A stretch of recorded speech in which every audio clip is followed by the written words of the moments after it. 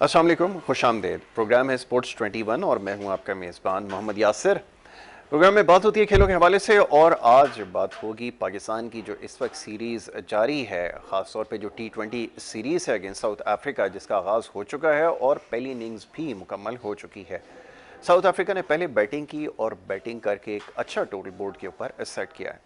जनाब, अब पाकिस्तान को जीत के लिए 189 रन दरकार हैं और देखना ये होगा कि ये जो टोटल है उसको कैसे चेस करती है। और अब टीम की जो बैटिंग लाइनअप है उसका असल इम्तिहान होगा और कुछ देर बाद इनिंग का बाकायदा आगाज़ हो जाएगा, लेकिन उससे पहले जो आज का मैच है उसके हवाले से थोड़ी गुफ्तगू करेंगे और साथ ही जो प्लेइंग 11 है उसके हवाले से हम बात करेंगे कि कॉम्बिनेशन जो है वो कैसा नज़र आ रहा है। बॉलिंग में तो बहुत सारे फ्लॉज नज़र आए और अख्ताम पर भी जो स्कोर 180 के करीब बनता हुआ नज़र आ रहा था, उसमें भी हमने देखा कि शाहीन के ओवर में आखिरी जो है वो एक छक्का उन्होंने कंसीव किया। तो ये कुछ थोड़ा सा प्रॉब्लम जो है वो आखिरी ओवर्स के अंदर ये डेड जो टचेज़ होते हैं वहाँ पर हमें नज़र आ रहा है। बहरहाल जी, इन तमाम मामलात पर गुफ्तगू करनी है। आज हमारे एक्सपर्ट्स स्टूडियोज़ में मौजूद हैं और उनसे हमारी गुफ्तगू होगी इस मैच के हवाले से। सबसे पहले हमारे साथ जो मोअज़्ज़ज़ मेहमान यहाँ पे तशरीफ़ फरमा हैं उन्हें हम खुशामदीद कहेंगे। आप एक ख़ुद माशाल्लाह ब्रॉडकास्टर भी हैं, लिखते भी हैं, ऑब्ज़र्वर भी हैं और क्रिकेट एनालिस्ट हैं। मुख्तलिफ हमारे प्रोग्राम्स में शरीक होते रहते हैं और उनसे हमारी गुफ्तगू रहती है। मैं बात कर रहा हूँ मुनीरुल हक साहब की, उन्हें मैं खुशामदीद कहूँगा। बहुत शुक्रिया मुनीर भाई प्रोग्राम में हमें वक्त देने के लिए। उनके हमरा हमारे दोस्त क्रिकेट एनालिस्ट हैं, क्रिकेट ऑर्गेनाइज़र हैं, ग्रास रूट के ऊपर बहुत काम किया है उन्होंने और बड़े करीब से तमाम मामलात को देखते हैं, डोमेस्टिक के मामलात को ख़ास तौर पे, और क्रिकेट एनालिस्ट भी हैं। तो आज हमारे साथ यहाँ पर मज़हर अवान साहब मौजूद हैं, उन्हें भी मैं खुशामदीद कहूँगा। Thank you so very much Mazhar, programme में हमें वक्त देने के लिए। वनडे सीरीज़ तो आप जैसे तैसे जीत गए। चले, इस बात की खुशी है कि आप और हम जब डिस्कस कर रहे थे कि क्या कभी ऐसा वक्त आएगा कि कमांडिंग पोजीशन में आप जाएंगे, साउथ अफ्रीका जैसी टीम को हरा सकेंगे। आपने ज़ेर किया और वो जो एक जिंक्स थी वो अब मेरे ख़्याल में ख़त्म हो गई है कि ओवरसीज़ जाकर आप हमेशा स्ट्रगल करते थे। आज थोड़ी सी बात करेंगे पहले T20 के हवाले से। जो प्लेइंग लाइनअप है, आप इससे मुतमईन नज़र आते हैं? हफीज़ का भी इंडक्शन हो गया, बॉलिंग भी बैलेंस नज़र आ रही है। दो के एक दो प्रॉब्लम्स हैं जिसकी अभी मैं आपसे ज़रूर बारे में जानना चाहूँगा कि आप इसके ऊपर क्या राय रखते हैं। पहले तो मैं चाहूँगा थोड़ी सी लाइनअप के हवाले से बात हो जाए। पाकिस्तान की जो प्लेइंग 11 है उसे कैसे देखते हैं? सबसे पहले तो आपका बहुत शुक्रिया यासिर और तमाम देखने वालों को मेरा सलाम। देखिए, प्लेइंग 11 जो एक्सपेक्ट की जा रही थी वही है और जो टॉप ऑर्डर्स में हमारी टीम बहुत अच्छा खेली है। वनडे में टॉप ऑर्डर्स की वजह से हम सीरीज़ जीते। तो टॉप ऑर्डर्स में फ़खर जमान को वन डाउन खिलाया गया क्योंकि बाबर और रिजवान की जो जोड़ी थी वो कुछ अरसे से ओपन कर रहे थे, तो उन्होंने उसको इंटैक्ट रखने की कोशिश की है। कल तक ये खबरें आ रही थी कि शायद बाबर और फ़खर ओपन करेंगे और रिजवान को वन डाउन खिलाया जाएगा, लेकिन अभी जो बैटिंग लाइन हमें नज़र आ रही है उसमें फ़खर और बाबर ओपन करेंगे और रिजवान को वन डाउन रखा गया। तो रिजवान की पोजीशन को थोड़ा सा, रिजवान पहले लोअर ऑर्डर में खेलते थे, फिर ओपनर खेलने लगे, अब उनको वन डाउन खेलने का मौका दिया गया। लेकिन हफीज़ की शमूलियत हुई है, उनको मुबारकबाद। आज उन्होंने 100वां अपना T20 इंटरनेशनल खेला है। शोएब मलिक के बाद दूसरे प्लेयर बने हैं जो 100 मैच खेलने वाले प्लेयर बने हैं, तो बड़े एजाज़ की बात है। हैदर अली का इंडक्शन हुआ है, हैदर अली टीम में आ गए हैं और उसके बाद फिर नवाज़ अच्छी बॉलिंग कर रहे हैं, बैटिंग में भी उनको अपनी जौहर दिखाने होंगे। फिर फ़हीम अशरफ और उस्मान खादिर और हमारे फास्ट बॉलर। लाइनअप तो ठीक है, लाइनअप का तो कोई इशू नहीं है। आसिफ अली और दानिश को रिजर्व में रखा गया है और उनको टीम में शामिल नहीं किया because of the poor performance in the one-days, इस वजह से। अब अगर हम मैच की बात करते हैं, थोड़ी सी अभी इनिंग्स खत्म हुई है थोड़ी देर पहले और 188 रन बनाए हैं और 6 विकेटों के नुकसान पर। जो रन्स बनाए हैं वो कम नहीं है। एवरेज स्कोर जो वॉन्डरर्स में है वो 182 का है, तो 188 रन बना लिए। बिल्कुल नई टीम है। आपको पता है कि उनके 8 जो फर्स्ट चॉइस प्लेयर हैं वो नहीं है टीम के साथ। 5 IPL खेलने गए हैं। फिर उनके वेंडर डसन जो वन डाउन प्लेयर हैं, बड़े अच्छे प्लेयर हैं, वो इंजर्ड हो गए। उनके कप्तान टेम्बा बबूमा इंजर्ड हो गए और इस तरह एक और उनके बहुत अच्छे ऑलराउंडर हैं डोइन प्रिटोरियस, तो वो भी नहीं खेल रहे हैं, तो वो भी अवेलेबल नहीं है। तो बिल्कुल नई टीम है, लेकिन नई टीम का खेलना और पाकिस्तान की फर्स्ट चॉइस बॉलिंग लाइनअप थी कि जो पाकिस्तान का कोई ऐसा बॉलर नहीं है कि जो मिस है, तो उसके अगेंस्ट में 188 रन बनाना बहरहाल अच्छी कारकर्दगी तो हर लिहाज से कहलाएगी। खासतौर से उनके कप्तान हेनरिक क्लासन आज 24 गेंद पर 50 की बहुत अच्छी इनिंग्स एडन मार्करम ने भी खेली है। एक मौके पर 15 ओवर्स में 151 हो गए थे, उस वक्त 200 ऑन नजर आ रहा था कि आखिरी 5 ओवर में हो जाएंगे, लेकिन आखिरी 5 ओवर में कमबैक किया पाकिस्तानी बॉलर्स ने, अच्छी बॉलिंग की। आखिरी बॉल पे भी छक्का लग गया, 188 स्कोर हो गया, तो स्कोर तो अच्छा है। पाकिस्तान की टीम के लिए कोई इतना मसला नजर नहीं आ रहा है, बिकॉज के वनडर की विकेट ये फुल ऑफ रन है, अच्छे बाउंस है इसमें, गेंद बल्ले पर आती है, आपको टाइमिंग अच्छा आपको मिल जाता है शॉट खेलने का, तो ऐसी कोई चीज़ नज़र नहीं आ रही। स्पेशली कि जब हमारा टॉप ऑर्डर्स बहुत अच्छी पोजीशन में है, हमने देखा कि बाबर बहुत अच्छे फॉर्म में है, फ़खर जमान एक्स्ट्राऑर्डिनरी फॉर्म में है, अब रिजवान भी अच्छा खेले, पहले मैच में 2 मैचेस में वो फेल हुए, हैदर अली का इंडक्शन हुआ है, तो लग ये रहा है कि पाकिस्तान के लिए कोई ऐसी बज़ाहिर मुश्किल नज़र नहीं आ रही है, लेकिन अगर टॉप ऑर्डर आप पे लड़खड़ाता है तो थोड़ा सा हो सकता है कि मुश्किल हो, लेकिन ये एक आसान फतह नहीं होगी, पाकिस्तान को फतह हासिल करने के लिए मेहनत करनी होगी।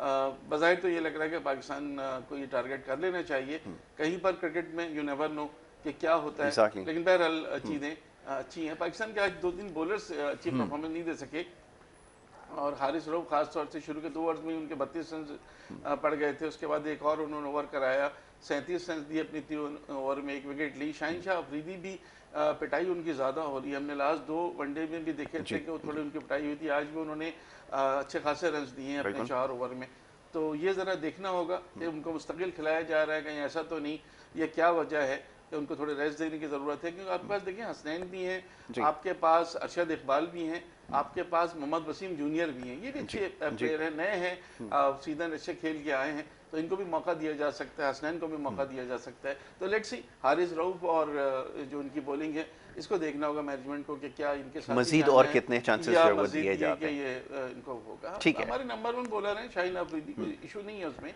लेकिन जाहिर है रेस्ट देने की जरूरत है या क्यों पिटाई हो रही थोड़ा सा देखना होगा, अदरवाइज तो चीज़ें ठीक हैं। बिल्कुल ठीक है।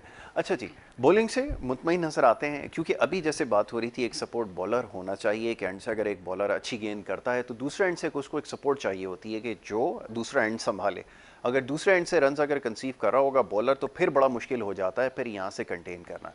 ये ज़रा समझाइए कि आपके क्या बॉलिंग में ऑप्शन ख़त्म होते जा रहे हैं, लेकिन ये सवाल हमारे पास बहुत दफ़ा पूछा गया है और आज भी ये पूछा जा रहा है कि ये हारिस रऊफ के ऊपर क्यों इतना रिलाई कर रहे हैं। वनडे के अंदर भी कोई एक्स्ट्राऑर्डिनरी परफॉर्मेंस नहीं थी, बॉलिंग ऑप्शंस दूसरे मौजूद हैं, मुनीर भाई ने जिनका तस्करा किया, आप उनको कंसिडर नहीं करते कोई बात नहीं, लेकिन इसके ऊपर इतना रिलाई करना और बहुत ज़्यादा रन जो है वो कंसीव कर रहा है, आप ज़रा फरमाइएगा क्या कहते हैं इसके। जो बॉलिंग लाइन आपने खिलाई है, बॉलिंग लाइन तो हमारी बेस्ट बॉलिंग लाइन ही है, जो कि आफ्टर शहनशाह अफरीदी है, हसन अली है, नवाज़ है, इसके अलावा जो है वो कादिर हैं, और इसके अलावा फ़हीम अशरफ है। मगर मसला से बड़ा यहाँ पर आ रहा है कि यहाँ पर जो है ना जो आपने जो निशानदेही की रऊफ़ की आप देख लेंगे उन्होंने कितने रन दिए हैं, मतलब जो है ना वो इसी मैच में भी नहीं रन दिए बल्कि उन्होंने पिछले मैचों में भी रन दिए हैं।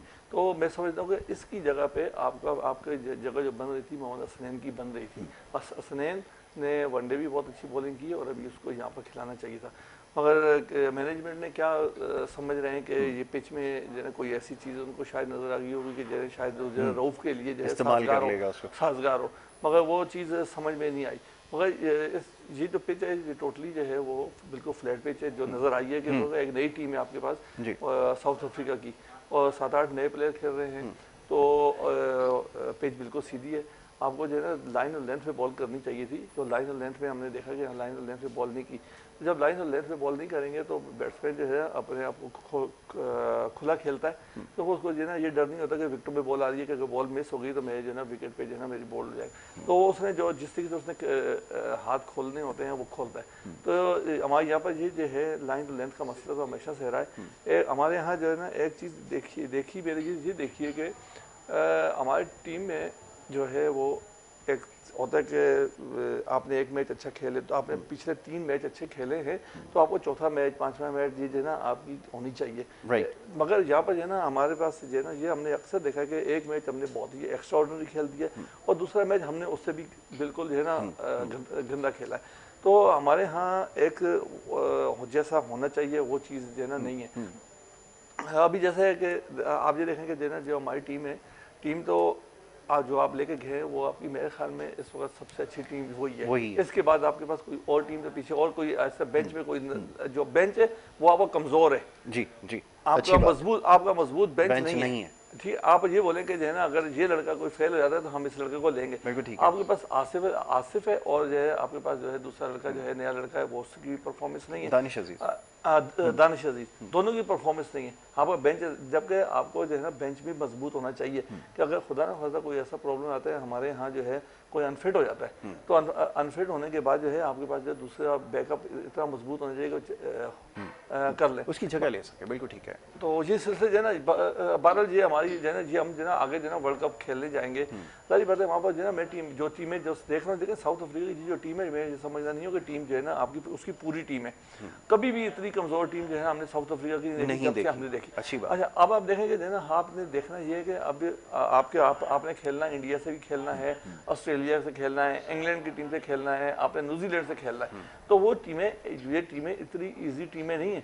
आपको वनडे में आपको 340 350 ही चेस करने पड़ेंगे। आप ये बोलेंगे आपको जो है ना 275 रन बना के आप चेस कर लेंगे या 275 आप बना के उसको सेव कर लेंगे, आपके पास बॉलिंग लाइन भी इतनी नहीं है। यही चीज़ आपको पांचों टीमों को जो है देखने के बाद जो है ना आपको बाकी चीज़ उसके ऊपर वर्कआउट करना चाहिए। मगर अभी तक जो है ना हमने 3 साल जो है ना मिसबाह उल हक को देख लिया है। मिसबाह उल हक को जो है चले पहले साल आपने जो है कर लिया है, अभी तक आपके पास वो चीज़ें नहीं, टीम नहीं तैयार हो सकी है, कॉम्बिनेशन कोई। दरअसल मसला ये कि हमारे पास जो है ना हमारे पास बेंच कमज़ोर क्यों है? बेंच हमारे पास कमज़ोर इसलिए है कि हमारे पास पीछे आपके पास बैकअप पे लड़के ही नहीं है। कि देखें पिछले 3 साल से जो क्रिकेट बोर्ड कर रहा है उससे आप ये ना समझें कि आप जो है ना आपके पास लड़के आएंगे, लड़के नहीं आएंगे। जो लड़के बने हुए हैं जो पिछले 5-7 साल से जो लड़के आपके पास है वही लड़के हैं, कोई नया लड़का आप नहीं लेकर आ रहे। तो बहरहाल जो है ना इसके ऊपर तो जो है ना जो जिस तरीके से डिस्कस होनी चाहिए वो डिस्कस करनी चाहिए कि पाकिस्तान क्रिकेट बोर्ड ने कोई इतने अच्छा इकदाम नहीं किए कि हमारे नए क्रिकेटर आ जाएँ। उन्होंने जो है जो पाबंदी लगाई है, जो उन्होंने जो प्रोसेस स्टार्ट किया, जो क्लब रजिस्ट्रेशन का आप देख लें, मैं आपको ये बड़ा क्लब रजिस्ट्रेशन आपने 3 साल के बाद स्टार्ट किए। अच्छा, मैं मसर इसके ऊपर बात करूंगा, इसके ऊपर तो तफसीली गुफ्तगू करनी है, थोड़ा सा इसके ऊपर और बात कर लेते हैं मैच के हवाले से। फिर ये एक इशू है जो आपने जिसकी निशानदाही की है कि ग्रास रूट लेवल के ऊपर अगर काम ठीक नहीं होगा तो फिर आपके पास शॉर्टेज रहेगी, और फिर आप देखेंगे कि आपके वजह से उन्होंने बेंच की अभी निशानदाही की, ये बात सही है कि आपके पास जो है वो ऑप्शन दीगर मौजूद नहीं है। क्योंकि भाई सवाल ये है कि एक टीम जो नंबर 1 थी उसके पास एक विनिंग कॉम्बिनेशन था, आपके पास अच्छे लड़के भी थे, सब कुछ था, फिर एक नया असाइनमेंट आपने मिसबा को दिया और रेस्ट इज़ द हिस्ट्री। अब सवाल ये है कि अब क्या आपके पास कॉम्बिनेशन बन चुका है? क्योंकि ये जैसा भी मज़र ने निशानदेही की है कि ये वो साउथ अफ्रीका नहीं है जो पास्ट में हुआ करती थी, जिसमें लांस क्लूजनर भी हुआ करते थे, मार्क बाउचर भी थे, जाक कालिस भी थे, बड़े बड़े नाम हुआ करते थे। ये वो वाली साउथ अफ्रीका नहीं है। तो सवाल ये पैदा होता है कि क्या ये साउथ अफ्रीका को हरा देना काफ़ी होगा? ये जो बाकी की जो ऊपर की टीम है जिसमें न्यूजीलैंड, इंग्लैंड, इंडिया और ऑस्ट्रेलिया शामिल है, क्या उस मयार की टीम आपकी है? क्या वो कॉम्बिनेशन आपके पास है जो इनको हरा सके? फरमाइए।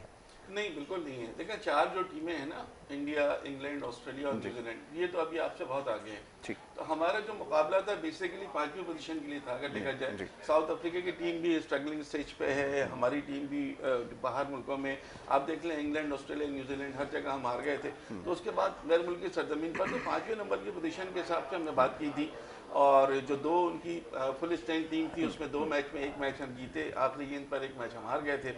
उसके बाद जाहिर है उनकी टीम वो नहीं रही थी, साउथ अफ्रीका की वो टीम तो नहीं है। लेकिन फिर भी गैर मुल्क की सरजमीन पर जाके आप कोई वनडे सीरीज जीत लेते हैं तो तारीफ तो बहरहाल इनकी करनी पड़ेगी, इसलिए कि टॉप ऑर्डर बहुत अच्छा खेला। फ़खर जमान का किसी का तो दिमाग में नहीं था कि फ़खर जमान को इतनी अच्छी इनिंग्स भी खेल सकते हैं। 193 कर लेंगे, फिर रन आउट हो जाएंगे, फिर दूसरे मैच में फ़ौरन ही सेंचुरी कर लेंगे, इतनी एक्स्ट्रा ऑर्डनरी तो किसी को तवक्को नहीं। इमाम उल हक 2 मैचेस में बहुत अच्छा खेले, बाबर आजम बहुत अच्छा खेले, तो जो टॉप ऑर्डर था ना वो बहुत अच्छा खेला। ये एक ऐसी चीज़ हुई है पाकिस्तान की जिसकी वजह से पाकिस्तान की ये वनडे सीरीज़ जीती है। बाकी और बॉलर्स ने भी अपनी परफॉर्मेंस देने की कोशिश की, सब कुछ सही रहा उस हिसाब से। लेकिन अब पाकिस्तान के ऊपर ना दोहरा डबल प्रेशर है। एक प्रेशर तो ये है कि आपके पास फर्स्ट चॉइस प्लेयर के साथ आप गए हैं, दूसरा कि उनके पास जो है वो प्लेयर नहीं है, उनकी तो 8 प्लेयर नहीं है, तो 3 प्लेयर के साथ समझे वो फर्स्ट चॉइस प्लेयर के साथ खेल रहे हैं। और जाहिर है उनके पास तो हारने के लिए कुछ नहीं है, लेकिन आपको जीतना है, वरना फिर बातें होंगी जब आप उनकी कमजोर टीम से हार गए, जैसे श्रीलंका से हम 3-0 हार गए थे पाकिस्तान में, व्हाइट वॉश हुआ था, वो तो हमारे लिए तो सबसे डरावना सपना है। आज जो चीज़ मैंने देखी है, एक प्लेयर का मैंने आपसे लास्ट प्रोग्राम में जिक्र किया था, उनके एक बॉलर है ससांदा मगाला, आज उनको डेब्यू का मौका मिला है, उनकी बड़ी तारीफ सुनी है हमने, देखते हैं कि आज वो क्या परफॉर्मेंस देते हैं, पता चल जाएगा। वो भी यंग है, उनके लिए भी मौका है, डेथ ओवर के बड़े अच्छे बॉलर कहलाते हैं और टॉप विकेट टेकर रहे थे दोनों डोमेस्टिक मुकाबलों में, साउथ अफ्रीका में, वनडे में भी, T20 में भी, तो उनको देखना होगा। दो और प्लेयर्स को भी आज उन्होंने डेब्यू दिया है, उनके बॉलर है लिजार्ड विलियम्स, उनको भी आज मौका दिया गया है कि वो अपना डेब्यू किया है। तो आज जनवन मलान ने भी अच्छी ओपनिंग की और बड़े अच्छा खेल रहे थे, वो LBW आउट हो गए, नवाज के गेंद पर बीट हुए, लेकिन ओवरऑल परफॉर्मेंस उनकी अच्छी रही। मुझे आज जो हैरत है वो ये थोड़ी सी हैरत ये हो रही है कि काइल वेरने, अगर आपको याद हो, जिन्होंने आखिरी वनडे में 62 रन की इनिंग खेली थी और वो और फुलकवायो एक मौके पर ऐसे ले गए थे कि थोड़ी सी घबराहट हो गई थी जी कि मैच हाथ से नहीं लिया गया है T20 स्क्वाड में, उनको आज 12th मैन रखा गया है, जो मेरे लिए हैरत अंगेज चीज़ है। और एक और उनके बड़े अच्छे ऑलराउंडर है व्यान मल्डर, बड़े बासलाहियत ऑलराउंडर, उनको भी साउथ अफ्रीका ने आज नहीं लिया है। अब ये दो प्लेयर अगर होते किसी दूसरे की जगह तो ज्यादा बेहतर होता, जो मैं समझता हूँ, लेकिन जाहिर है उनकी टीम है, वो बेहतर समझते हैं। तो आज लिजार्ड विलियम और ससांदा मगाला को देखना होगा कि ये कितना परेशान करते हैं पाकिस्तानी बैट्समैन को। पाकिस्तान की देखिए विकेट में तो ऐसा कुछ नहीं है, विकेट तो फुल ऑफ रन है, अच्छे बाउंस के साथ गेंद आ रही है, आपको टाइमिंग इम्प्रोवाइज बड़ा किया बैट्समैन ने आज, तो वो चीज़ देखनी होगी। लेकिन ये ज़रूर है कि साउथ अफ्रीका को क्रेडिट थे कि 15 ओवर में 150 उन्होंने बना लिए थे, और अगर वो मजीद 5 ओवर में 200 रन आराम से बन सकते थे, लेकिन बहरहाल ये हुआ है कि पाकिस्तान ने आखिर में 5 ओवर में कुछ कंट्रोल किया। अच्छा मैच होगा, आई थिंक पाकिस्तान को कोई प्रेशर नहीं लेना चाहिए, आसानी के साथ जीतना चाहिए। टॉप ऑर्डर उसके ऊपर है, टॉप ऑर्डर को देखना होगा। ठीक है, आपने बिल्कुल ठीक कहा कि टॉप ऑर्डर अगर आज चलता है तो फिर आप, जैसे पिछले मैचेस में हुआ है कि आप कमांडिंग पोजीशन में आ जाते हैं, लेकिन स्टिल प्रॉब्लम इज देयर, और वो ये कि मिडिल ऑर्डर और डाउन ऑर्डर में तो फिर भी रन हो रहे हैं, लेकिन मिडिल ऑर्डर जो है वहाँ पर बड़ी ज़्यादा अनसर्टेनिटी है। इसके ऊपर गुफ्तगू करनी है, एक छोटी सी ब्रेक ले लेते हैं, ब्रेक के बाद वापस आएंगे। आप देखते रहें स्पोर्ट्स 21।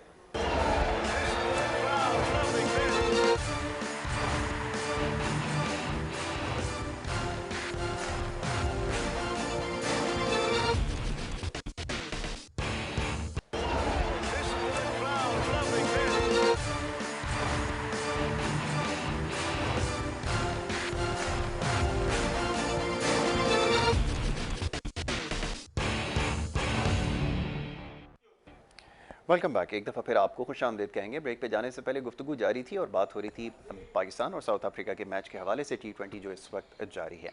तो बहरहाल जी, बात हो रही थी कुछ टीम कॉम्बिनेशन के हवाले से। वनडे इंटरनेशनल्स के अंदर अच्छी परफॉर्मेंस दी है, कदर बेहतर परफॉर्मेंस थी, और इस वक्त हैरान कुन बात यह थी कि जो आपका टॉप ऑर्डर था उसने परफॉर्म किया, जिसके ऊपर काफ़ी सवालात माजी में उठते रहे हैं कि आपका टॉप ऑर्डर जो है वो हमेशा नाकाम होता आया है। लेकिन इस दफ़ा सूरत हाल थोड़ी सी मुख्तलिफ थी, टॉप ऑर्डर ने परफॉर्म किया लेकिन मिडिल ऑर्डर जो है वो परफॉर्म नहीं कर सका। जनाब मज़हर अमान साहब, अब कुछ देर पहले भी ये बहस हो रही थी मैच शुरू होने से पहले, जी शर्जील को शायद खिला लिया जाएगा या नहीं खिलाया जाएगा, आपको पता है वो स्पेकुलेशन चलती रहती है। तो जनाब फैसला ये हुआ कि शर्जील को नहीं खिलाया जाएगा, पुराना कॉम्बिनेशन इस्तेमाल किया गया, ये वो अब जगह बनती है या नहीं वो एक अलग बहस है, लेकिन नहीं खिलाया गया। तो टॉप ऑर्डर पे मुकाबला सख्त है, लेकिन अब मिडिल ऑर्डर के ऊपर जो है वो बहुत सारी असामियाँ खाली हो गई हैं, फरमाइए।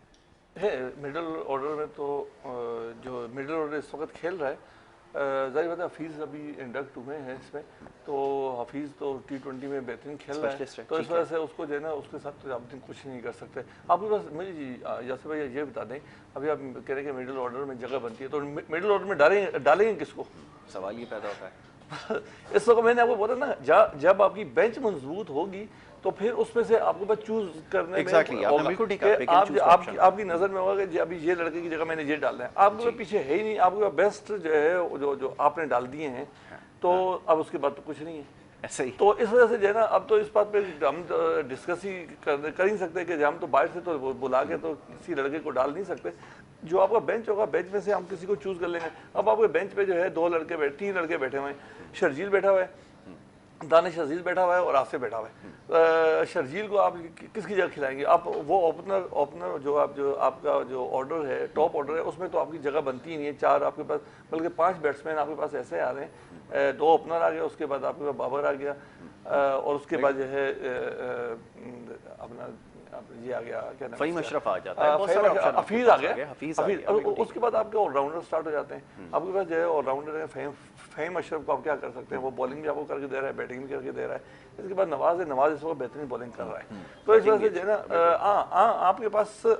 आपके पास अगर बेंच मजबूत होता तो फिर हम उसमें से बोल देंगे भाई इसको इसकी जगह खिला सकते हैं, तो अभी आपके पास ऑप्शन तो नहीं। इस वक्त जो है ना जो इन्होंने टीम खिलाई है वो इस वक्त बेस्ट बेस्ट टीम पॉसिबल है, इनका बेस्ट वो है, पॉसिबल ऑप्शन है, टीम है। बिल्कुल ठीक है। सब मसला यही है कि जब जो है ना, जब देखें आपकी क्रिकेट जो है जो आप प्लानिंग कर रहे होते हैं फ्यूचर की, कि हम लोगों ने कम से कम 30 लड़के ऐसे लेने हैं, हमारे पास ऐसे होने चाहिए कि हम रिप्लेस बिल्कुल ऐसे करें जैसे कोई प्रॉब्लम ही नहीं हो। एग्जैक्टली, बिल्कुल आपने ठीक कहा, इतनी आपके पास गुंजाइश होनी चाहिए पाकिस्तान हमें जो है ना, हमें सोचने की जरूरत नहीं पड़े कि यार अब फॉर एग्जांपल इस वक्त मैं आपको बता रहा हूँ कि इस वक्त आपके पास अगर बाबर आजम अनफिट हो जाता है फॉर एग्जांपल, या कोई और प्रॉब्लम हो जाती है किसी और प्लेयर जैसे न्यूजीलैंड में हो चुका है, कोई पुरानी बात अब आप ये बताएं कि आप कौन सा लड़का आपकी बेंच में बैठा हुआ है, या पीछे आपके पाकिस्तान में कोई ऐसा प्लेयर है जो कि बाबर आजम को जो है कम्पीट करेगा, या फॉर एग्जांपल अभी जो है आपको जो है हफीज़ को करेगा, या फ़हीम अशरफ को कर लेगा, या ऐसे बहुत सारी चीज़ें ऑप्शन नहीं, तो हमारे पास ऑप्शन ही नहीं है।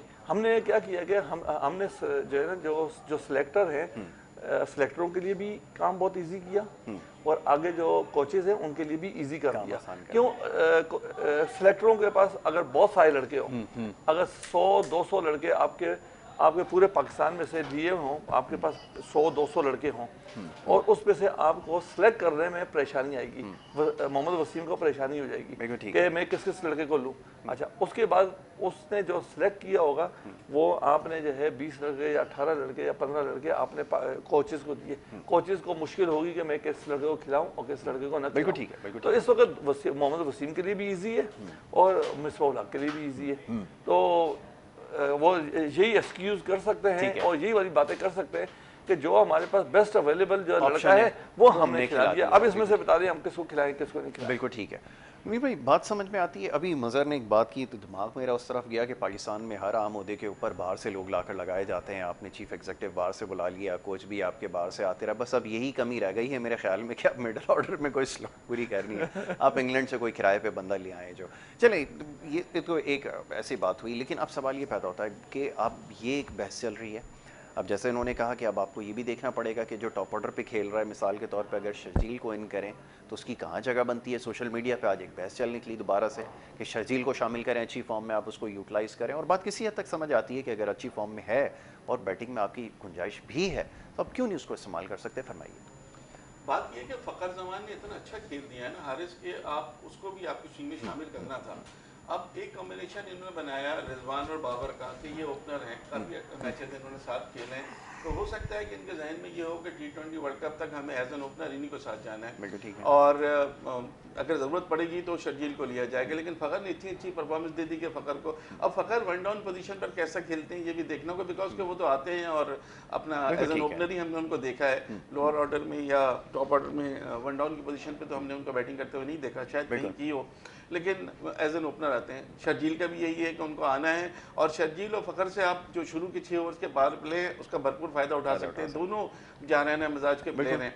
तो अब बाबर, और क्योंकि बाबर कैप्टन है और बाबर ने ये सोचा कि नहीं जी मैं तो अपनी पोजीशन को नहीं छोड़ूंगा, वो इन्होंने एक पोजीशन ली है कि वो वनडे T20 में ओपन करेंगे तो वो तो अपनी जगह है, और रिजवान चूँकि T20 में अब आहिस्ता आहिस्ता खेल रहे हैं तो अब उनको लिया गया है। तो शर्जील की जगह उसी सूरत में बनेगी जब आप किसी एक बॉलर को कम करेंगे, या फ़हीम अशरफ को नहीं खिलाएंगे, या उस्मान कादिर को नहीं खिलाएंगे, या किसी फास्ट बॉलर को कम करेंगे, अदरवाइज जगह है नहीं। इसी तरह सरफराज की भी जगह अभी उसी सूरत में होगी जब किसी को आप ड्रॉप करते हैं। वनडे में देखें जगह, यहाँ तो मोहम्मद हफीज़ ने एक स्लॉट को पूरा कर दिया ना, वनडे में नहीं है। वनडे में मुझे थोड़ी सी हैरत ये है कि पता नहीं हैदर अली को हमने T20 के लिए क्यों मखसूस कर दिया है, मुझे भी ये थोड़ा देखना होगा, समझ में नहीं आ रहा कि क्या है।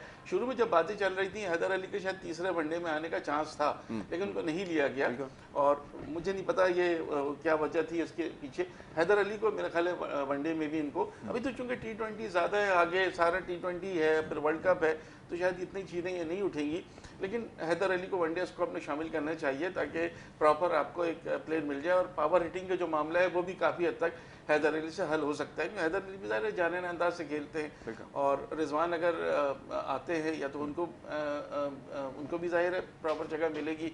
वो नहीं खेले थे तीसरा one day as a wicketkeeper, लेकिन वो ज़ाहिर रेगुलर विकेट कीपर हैं, अभी धोनी से खिलाया जाएगा। तो यहाँ ये चीज़ देखने की है। और बाकी जो चीज़ें प्लेयर्स अगर परफॉर्म करेंगे, आपका टॉप ऑर्डर परफॉर्म करेगा, मिडल ऑर्डर करेगा, तो शायद लेट ऑर्डर में जो कमी है वो नज़र नहीं आए। लेकिन लेट ऑर्डर में कमी तो है, बिल्कुल ठीक है। एक आपको बॉलिंग ऑलराउंडर चाहिए जो जारहाना मिजाज से बैटिंग करता हो, वो आपके पास नहीं है। What about Hasan Ali? आखिरी हमने मैच में देखा कि डाउन ऑर्डर के ऊपर आकर उन्होंने वैसे ही नहीं खेली जैसे कायद आज़म ट्रॉफी के मैच में उन्होंने आखिरी में, जब बिल्कुल कोई चांस नहीं था, उनको टीम के खुद कैप्टन भी थे और आके ऐसी ज़बरदस्त इनिंग उन्होंने खेली आउट ऑफ नोवेयर। तो वहाँ से तो पता चला, और अच्छी क्लीन हिटिंग की है। तो लग ये रहा था कि वो जो आपके पास एक प्रॉब्लम रहा है अभी रिसेंट टाइम्स में कि आपके पास बड़ी हिट मारने वाला और डाउन ऑर्डर में आके, क्योंकि वही टीम्स आजकल जो जीत रही हैं जिनके पास डाउन ऑर्डर में ऐसे क्रिकेटर्स हों, बॉलर प्लस बैट्समैन जो मिरेकल्स कर सकते हो, तो वो चीज़ हसन अली ने काफ़ी हद तक फुलफिल की। देखिए मिरेकल तो उन्होंने काज़म ट्रॉफी में किया था यार। देखिए एज ए कैप्टन खेले, फाइनल में पहुंचाया टीम को, और फाइनल में फ्रॉम नोवेयर उन्होंने सेंचुरी स्कोर और फिर वो ट्रॉफी शेयर की, बहुत बड़ी कामयाबी। उसके बाद वो चेंज कर दिया। मैं उसको बड़ा एवरेज क्रिकेटर समझता था। अभी हसन अली खेल बहुत अच्छा रहे, लेकिन कंसिस्टेंट कितना रहते हैं वो ये देखना होगा। 3-4-5 अच्छी इनिंस और इसी तरह खेल जाते हैं तो फिर वो प्रॉपर ऑलराउंडर की उसमें आ जाएंगे, जो हमें पावर हिटर भी मिल सकते हैं, छक्के भी लगा लेते हैं वो। लेकिन अभी देखना होगा कि वो 4 छक्के उन्होंने लगा दिए, नाम कमा लिए, सब कुछ है, लेकिन हर मैच में होता है कि नहीं होता, कितनी वो परफॉर्मेंस देते हैं, तो ये देखना होगा। ये जिस तरह बैटिंग चल रही है तो ये तो बहुत अच्छा हो जाएगा। नवाज भी ऑलराउंडर है, फहीम अशरफ भी ऑलराउंडर, हसन अली भी ऑलराउंडर हो जाएंगे, तो एक आपको नजर तो आएगा। लेकिन ये तीनों खिलाड़ी बैटिंग में कंसिस्टेंट कितना होते हैं, क्या परफॉर्मेंस देते हैं, T20 में कितना आप स्ट्राइक रेट से खेलते हैं, ये सारी चीजें देखनी होंगी। लेकिन ये है कि हसन अली ने बिल्कुल एक दिखा तो दिया सेलेक्टर्स को कि वो बॉलिंग करते हैं अच्छी, तो वो अच्छी बैटिंग भी कर सकते हैं। ये एक अच्छी चीज़ है। जी मुझे साहब, अब आप फरमाइए कि आप जैसे बात कर रहे थे कि अब टैलेंट के लिए मसला ये है कि आपके पास ऑप्शंस होने चाहिए, और ऑप्शंस आपके पास तब होंगे जब आपके पास ग्रास रूट लेवल के ऊपर एक स्ट्रक्चर होगा, आपके पास चीज़ें सिस्टमेटिक होंगी। ये तो पूरी दुनिया में होता है, लेकिन यहाँ पे तो चीज़ें बड़ी उनके ऊपर क्वेश्चन किया जाता है, ख़ासतौर पर अभी जो क्लब की स्क्रूटनी का जो चक्कर था, दैन रजिस्ट्रेशन का एक प्रॉब्लम रहा। स्क्रूटनी तो लास्ट टाइम था, रजिस्ट्रेशन का एक प्रॉब्लम, देन अंडर 19 के ट्रायल्स हो रहे हैं। तो टैलेंट तो आपके पास, पीसीबी तो अपने एंड से बड़ी कोशिशें कर रहा है, लेकिन ये प्रोडक्टिव नज़र नहीं आ रही। उसकी क्या वजह है? देखें, पीसीबी ने जो ये काम स्टार्ट किया, ये बहुत लेट स्टार्ट किया है। जैसे कि फॉर एग्जाम्पल इन्होंने 3 साल पहले या 2 साल पहले जब इन्होंने जो है एक सारे जो है खत्म कर दिया सारी बॉडीज को खत्म कर दिया था, तो इनको सबसे पहले जो है ना क्लब क्रिकेट को ख़त्म करने से पहले इनको बैकअप ले लेना चाहिए था। तो जब जैसे फॉर एग्जांपल इन्होंने अभी इन्होंने स्टार्ट किया है, तो कम से कम इस टाइम तक इनको क्लब क्रिकेट को रोकना नहीं चाहिए था, इसको चलाते रहते।